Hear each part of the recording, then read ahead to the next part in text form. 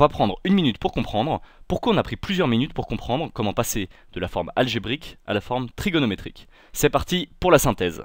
L'objectif c'est d'écrire un complexe sous forme trigonométrique, module, argument, à partir de sa forme algébrique. On sait qu'il faut d'abord chercher son module, le factoriser, puis en déduire l'argument.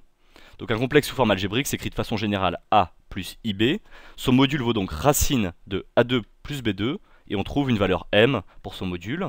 Ensuite on factorise M dans sa forme algébrique, et le cours nous dit que ce complexe peut s'écrire comme M facteur de cosinus plus isinus d'un même argument. On va l'appeler θ, et donc il peut aussi s'écrire sous forme exponentielle M EIθ.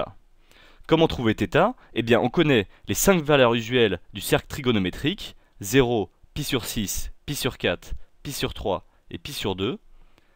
Leurs cosinus vaut respectivement 1, racine de 3 sur 2, racine de 2 sur 2, 1 demi et 0. Et leur sinus, l'inverse. 0, 1 demi, racine de 2 sur 2, racine de 3 sur 2 et 1. Il existe même un petit tips pour se souvenir des valeurs du sinus, et donc du cosinus, quand on a un trou, c'est dans l'ordre racine de 0, 1, 2, 3, 4 sur 2.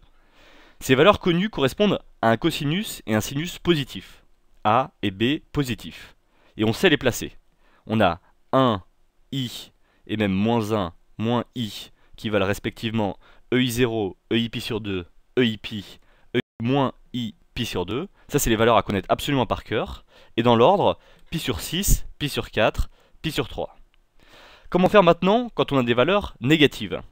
Eh bien, avec B négatif, un sinus négatif, on va chercher l'opposé. On a moins pi sur 6, moins pi sur 4, moins pi sur 3. Quand on a A négatif, un cosinus négatif, on va chercher en face pi moins pi sur 6, pi moins pi sur 4, pi moins pi sur 3.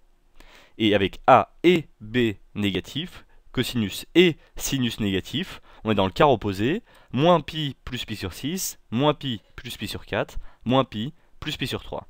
Avec ces 4 valeurs à connaître par cœur, le tableau sinus-cosinus et le cercle trigonométrique, on arrive donc à retrouver n'importe quel argument θ. Et la vie est belle.